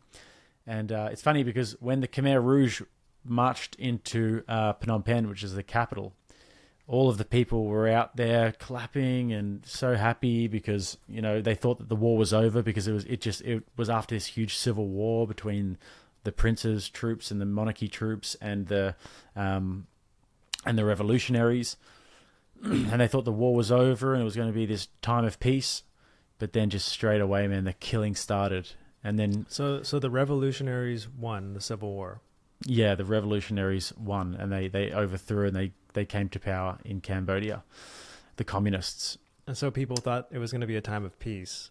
Yeah, right away they started targeting people who exactly. were like smart, right? Yeah. So they thought it was going to be a time of peace because obviously with the communist rhetoric, a lot of the time is like, you know, power to the people. We're from the sort of hills and we're not going to be sort of subordinate to these Americans who are bombing us. And yeah, they obviously then they get in and they're a guerrilla warfare army. So they spent their time over the years in like the hills and just becoming more and more and more and more radicalized. And then eventually they come to power and, you know, they're pretty ruthless sort of people. But, you know, Pol Pot himself went to a French sort of university. He went to a university in Paris, and he was born into like sort of like a noble family in Cambodia. So he wasn't from the countryside, but, you know, he spoke on behalf of those people, as is normally the case.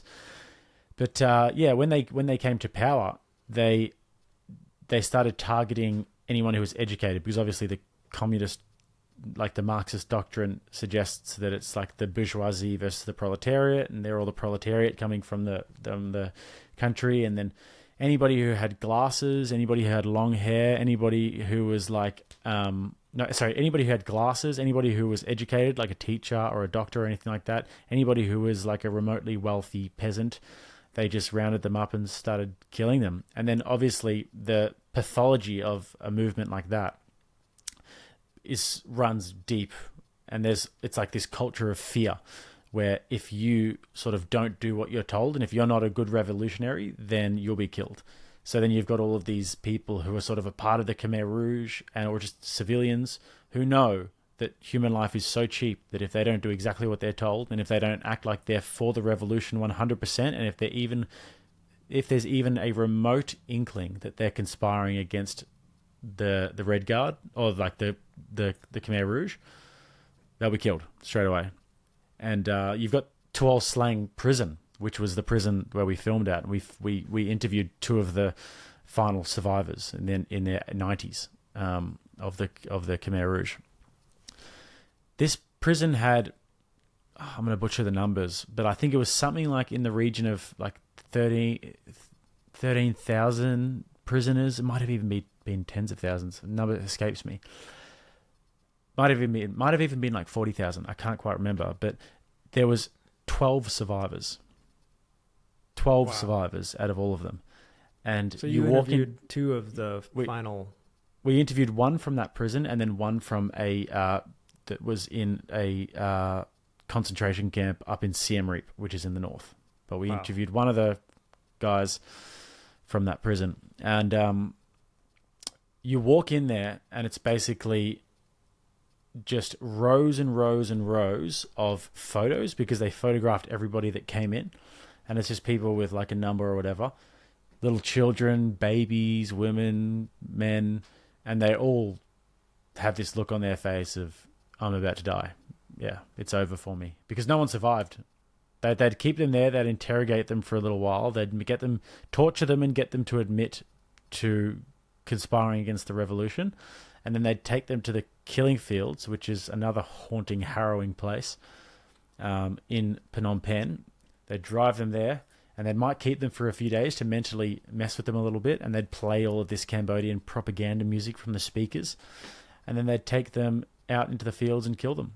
And there's a tree that's particularly harrowing, because there's still bones in the ground and stuff, and you can see bones like going up in the ground. You walk into the killing fields, and there's this like Eiffel Tower temple looking thing with all of the skulls of the people that were killed in the killing fields, all labeled man, woman, child, how they were killed, and all of the murder weapons are there as well. And there's this tree that you can go to along the way where they used to kill like children, and they'd bring the mothers with their children there. They'd rip the babies out of the mother's hands and then beat them against the tree, throw them into this ditch, and kill them. And yeah, we got a little bit of a tour around there, and then spoke to the guy at the prison as well, and looked at his old cell and asked him about torture techniques and everything. But pretty depraved stuff. Wow. Yeah, I went there probably 10 years ago, and I was a lot more immature at the time, and I remember how haunting that place was. Like, I was kind of in Southeast Asia, more in like a party fun mode, but we decided to go there, and that really impacted me, because that wasn't that long ago. Like, I've been to Auschwitz and Hiroshima and different places where incredible trauma has happened, but that felt more like a museum, where this really felt like, I mean, like you said, there's literally bones right there like you can bend over and pick up some guy's shirt. Like they haven't cleaned it up yet. I remember walking through the field and finding a jawbone, and it's just wild. You can pick it up, and like they haven't roped it off or cleaned it up yet. And I guess there were so many bodies that they couldn't clean it up. And it doesn't even register as something it's so insane that it doesn't register as real. Like when you see that mountain of skulls, it almost seems like an Indiana Jones ride at Disneyland. But then you remind yourself, this is real. And it's crazy because a lot of people don't even know about it, you know? And it wasn't that long ago. So it's really great that you're making this documentary. Yeah, I'm really looking forward to getting it done. I've got a lot of script writing and research to do, because obviously you got to cross your T's and dot your I's with this stuff, because you don't want to, put any false information in there. But I'd like to have a film premiere in the United States at some point next year. Yeah. Do you see any similarities between that revolution and things that are happening in the West? Not particularly. I think that we're in a new era of revolution at the moment, but absolutely you see the oppression narrative. I think that's something that's just like a byproduct of Marxism that's infiltrated pretty much most cultures. But today you see a lot of, black versus white, man versus woman, gay versus straight, trans versus non-trans, able-bodied, and all of these more sort of cultural aspects. But when you look at Cambodia, for example, you can understand the actual effects that these totalitarian communist societies had, because, like I said, there's this insidious culture of fear as well, where once the revolutionaries take over, it just pathologizes and just spreads, and it's like just this cancer. Luckily, in our societies, we do have checks and balances in place. In those societies, it was kind of like the strongest survives, the more powerful guys will come in. They're backed by the Chinese, they're backed by the Vietnamese. So in Western cultures, I don't think we have to worry as much about a communist revolution necessarily. But certainly the ideas are there. There's the seedbed of ideas are there. And certainly in terms of our cultural revolution, that is where we're full steam ahead with the cultural revolution. But the political revolution, I'm not too sure. I think that that's to be played out. Yeah, you did a video about cultural Marxism that I've watched a few times where you broke down James Lindsay's speech at the EU. Man, that was powerful, because I always thought about Marxism as an economic thing, that the bourgeois versus the proletariat, a class struggle. But really, cultural Marxism is it's the same idea, but it's harnessing the frustrations and emotions of anybody who's like feels disenfranchised. Like if you feel like you've been a victim of historical racism, it's going to speak to you. If you feel, and it's going to separate the world into two categories, the oppressor and the oppressed, and then it's going to seek to eliminate the oppressed. But we all know the world is not clearly black and white. You can't just divide the world neatly into two categories. So it gets very messy when you're trying to do that. Yeah. So this is where I think that the big battle in the West is at the moment, in terms of like valuing the individual, but not having everything always all about the individual at all times, with no sense of duty. Because we need to be able to value the individual. Otherwise, we value the collective, and like the collectivism is inherently a very dangerous idea. And if you say, I belong to this group because I'm a black woman and I'm oppressed for this reason and that reason, and you're my oppressor because of these arbitrary, immutable details about yourself. And once somebody realizes, maybe I've been propagandized a little bit, and I don't actually have all of these disadvantages because of the color of my skin. People are normally pretty cool with this sort of stuff. I'm not going to be, no one's going to be trying to run around and lynch me or whatever. It's like we live in quite a tolerant society. Once you realize that, and you realize that the power actually lies within yourself and your individual choices and behaviors, that's a very powerful thing. But sometimes it does get to the point, like I said, where we now live in this sort of era of influences where everything is all about the individual at all times. So it's a bit of a balance that I think that we have to find when it comes to individualism as opposed to collectivism, but not hyper individualism. Because if you look at countries like Hungary, for example, it's one of my favorite countries. They think about the country more, and like the national identity and the pride and the family and your family tree, and they're very much more family orientated. And I think that's a very healthy thing, but you don't want to be looking at everybody as a part of a group at all times. So I think that there is like a middle ground there. I can't quite articulate it as well as I'd like to, but where's Jordan Peterson? Yeah, exactly. Exactly. Well, yeah, I think you're right. We can't go too far into one or the other. It's kind of like both have truth to them. Are you a product of your environment, or is your environment a product of you? Well, it's both, and you get to decide to what degree.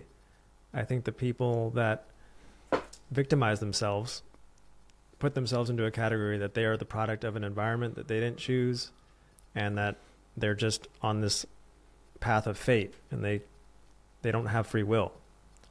Whereas these super hyper individualistic people who are like, no, like you make your own destiny, that speaks to me, but you can also go way too far with that as well. So you kind of have to realize you're part of the collective, but also just know that if you want to change anything, it has to start with you. And when you say something like you are your own destiny, I do believe that, but I also do think that there's this notion that we have in our, like, would you consider yourself like a spiritual guy or an atheist, or would you ascribe to a religion of any sort? I'm definitely spiritual.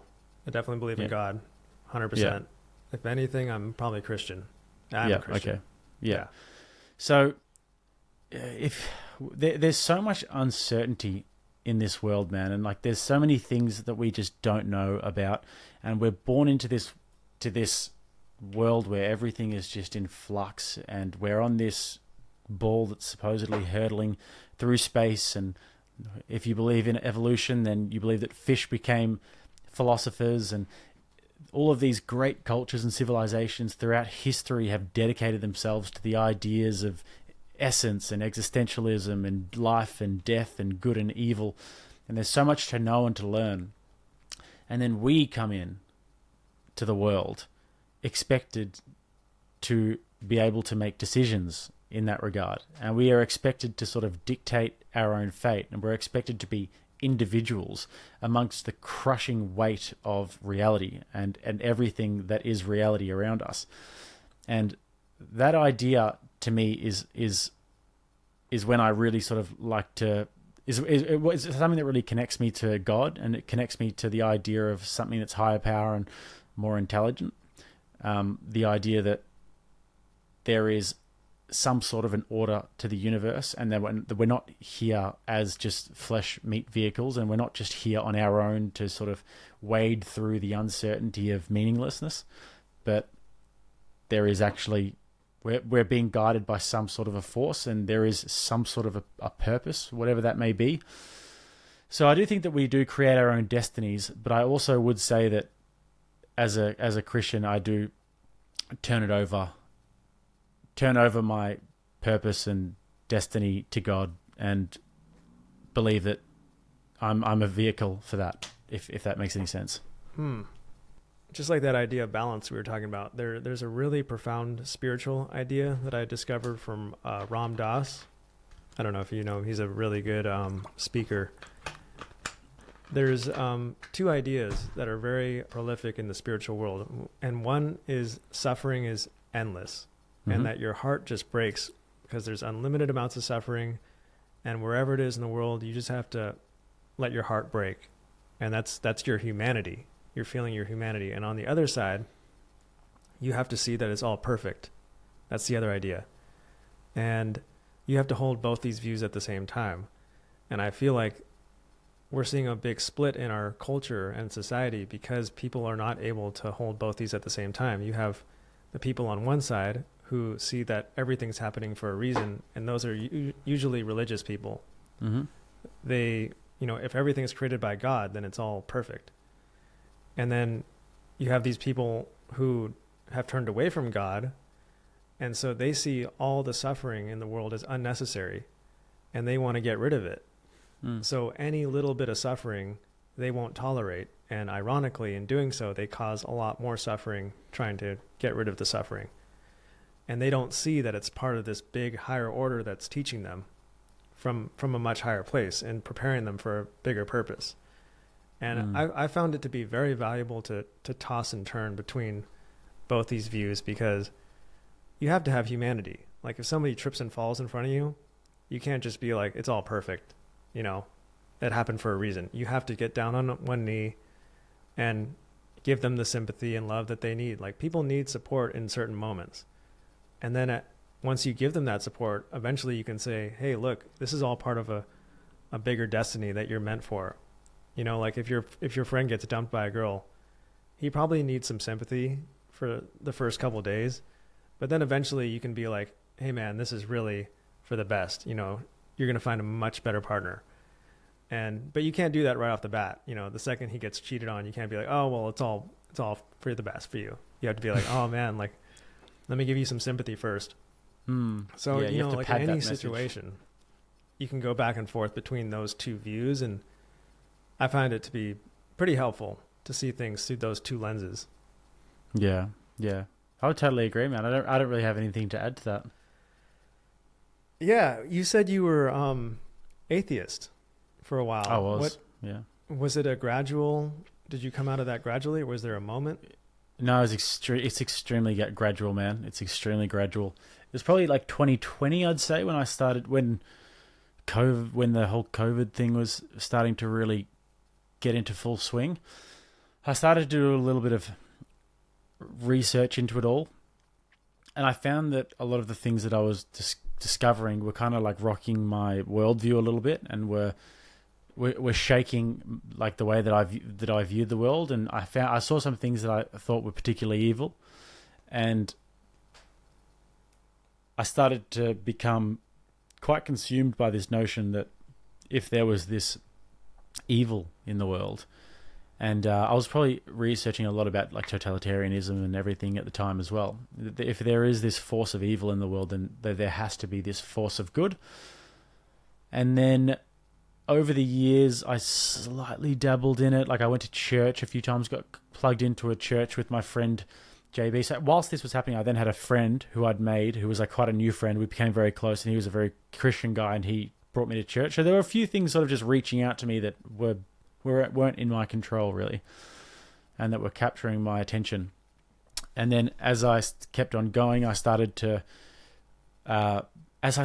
believe more, and as I started to become a little bit closer to the idea of God and actually entertain the ideas, life just started to get a lot better for me, man. Like it's pretty hard to explain, but I started to become quite a lot more peaceful.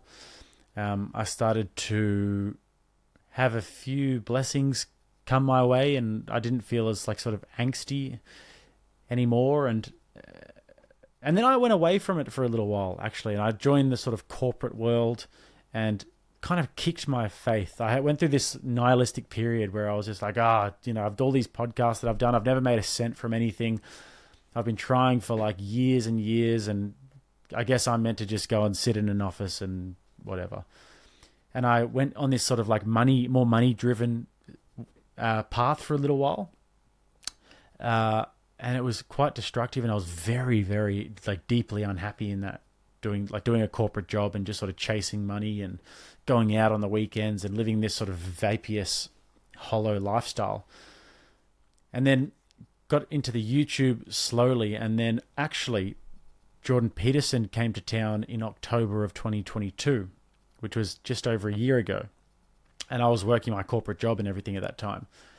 And my brother and I went to go see him. And that week I'd actually just had, what's it called? It's like an infection of the brain. I can't remember what it's called though. It starts with an M. But it's like it can be quite dangerous. It can kill you. But I'd gotten over it. Luckily it wasn't too bad. And I was just in this bad place, really being a victim and sorrowful. And my brother and I were in the car on the way to go see Jordan Peterson, and he goes to me, I bet he's going to say something to you tonight that changes your life. And I was just like, yeah, whatever. And so we get there, we assume our seats and what have you. And then he comes out, and the rule that he was talking about was think about who you could be and aim single-mindedly at that.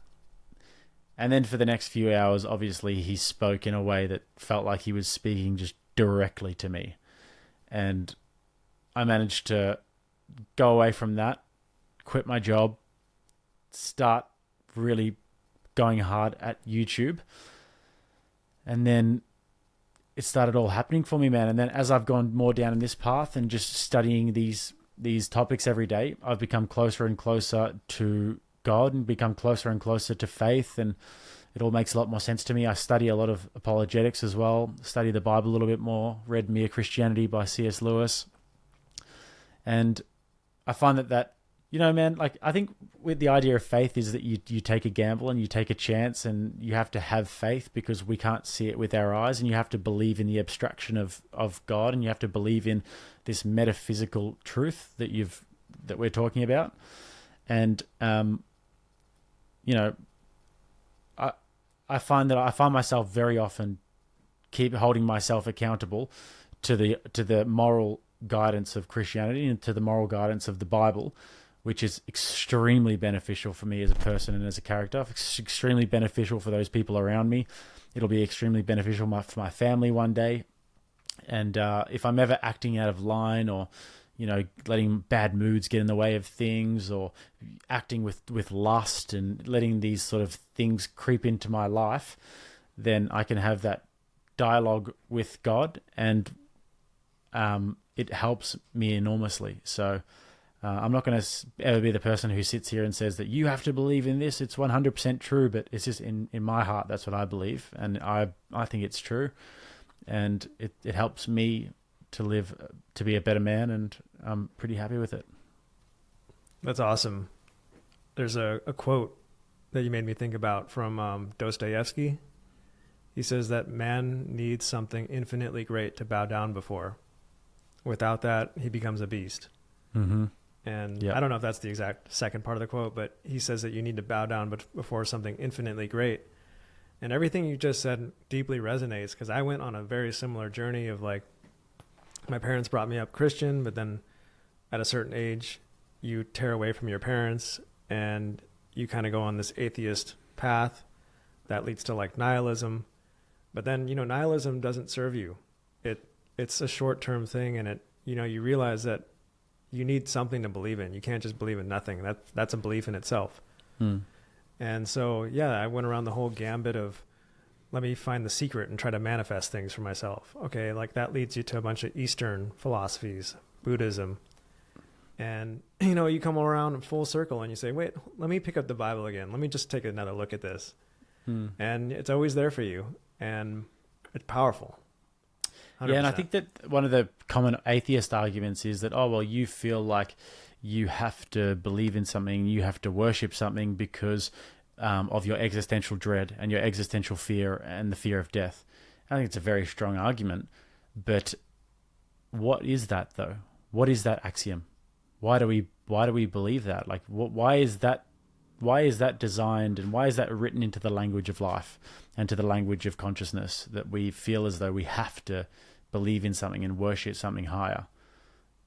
For me, it seems to me to be a language, and the idea that we are made in the image of God, and the idea that we are made and created with this moral authority that we inherently understand, and with like the Jungian archetypes, for example, and with this sort of collective unconsciousness that we all just get. I don't think that that's an accident, and I don't think that sort of fish became philosophers. And sometimes I look around me and I just think, whatever your worldview is, I think the lowest IQ one is not lowest IQ. That's a bit mean, but I think the lowest resolution way to view the world is like an atheist worldview, because you're trying to tell me that everything just came from nothing. You're relying on the miracle of the Big Bang, and that before that it was just sort of like white noise and nothingness. And now we have all of this around us. You can come up with theories until you go blue in the face, but when I look at something like this, I tend to look at like that there was a designer. We can't see the designer. We can't have like a human relationship with the designer, and who knows? We might live in a simulation. Like, none of us can really ever say it for sure. Or this might be, we might be like the Anunnaki or whatever, like we might just be like seeds planted from another planet. They might be watching us like a TV show, but to tell me that it all came from nothing, that sounds stretch. Religious. Yeah. It sounds very religious. Yeah, that's exactly right. There really is no such thing as atheism. Yeah. Because everybody worships something. And I think what atheists get wrong is that humans are inherently religious creatures. We're going to gravitate towards religion. We don't live by facts. We live by narratives. And if you don't worship God, something infinitely great, you're going to end up worshiping celebrities or money or politics or power. I was going to say, with that Dostoevsky quote, it's like, man wants to worship. If he doesn't worship God, he'll worship people. That's even more dangerous. And that's what makes you the beast. Well, Friedrich Nietzsche talked about this a lot. He said famously that God is dead. He was noticing that the Western culture is moving away from a common belief system. and that we were going to fractionalize and all worship different things. And what Nietzsche proposed is that you create the Übermensch, the Superman, which is like the supreme ideal of what you could be. And then you should strive towards that. And you'll never get there, but it's you should always be striving towards to be this like Superman. Yeah. And a lot of that works for a lot of people. Yeah, I mean, you can strive for your will to power, I guess, and there's definitely gold nuggets in that and becoming somewhat of an Übermensch, but I think that that's a religious idea in itself as well, because the idea is that you want to become more like Jesus every day, and you want to sort of act in accordance with the teachings of the Bible, so that eventually you can get closer and closer to God. And nobody ever gets to that. Nobody ever skims the surface of the grace of God, but we can develop ourselves to the point where you shoot for the stars, you might land on the moon. And one of the problems I think as well with why people don't tend to go towards God and Christianity is because there's a deep sense of accountability that comes with it. Because if you actually believe in the Christian worldview, and if you actually subscribe to that notion, then the light and grace of God burns, man. It exposes all of the bits in you.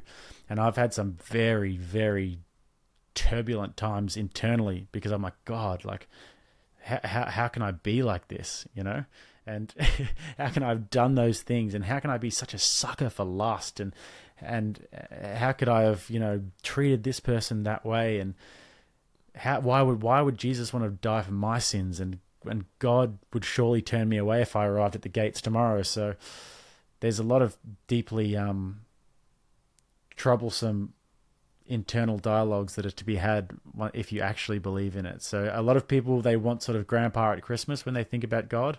They don't want the strict father. But yeah. Man, that's powerful. And I feel motivated to get more into my faith. After this conversation, I think I'm at least going to do a daily prayer every day. I've been wanting to do that. I think praying is a very powerful practice, and it works. It does, man. Yeah. I've always used to laugh at people praying. I used to think, well, who are you praying to? You're talking to yourself like you're going crazy. But there's something extremely powerful about it. And I've had a few prayers directly answered, which was very weird and scary. So, well, man, this has been a really awesome conversation, and I'm sure we'll have more. And your channel is off the charts. Everybody listening should check out Rattlesnake TV because it's my daily dose of entertainment and education. So hopefully you don't get burnt out because we need those videos every day. Well, I'm having a week off over Christmas, man, so I really do appreciate that. And I'm going to take a little bit of time off and probably go write the script for the documentary anyway. But anyways, it'll be some sort of time off. But I appreciate it, man. I'm going to be in your neck of the woods, south side of the United States for most of the year next year, I'd say. Oh, really? Or Central America. So I'm sure we're going to have to do this in person. 100%, man. Yeah, I'd be happy to show you. I'm in an area with a bunch of nature now, so I'd be happy to show you some good hikes. Yes, let's do it, man. We'll take a handful of mushrooms and just... Yeah, man. No. I'm repping it right now. Very nice, very nice. I'm looking forward to seeing what you do with Graham Hancock and what your next few videos look like, man. I'm really, really rooting for you. You too, man. All right, I'm going to stop the recording.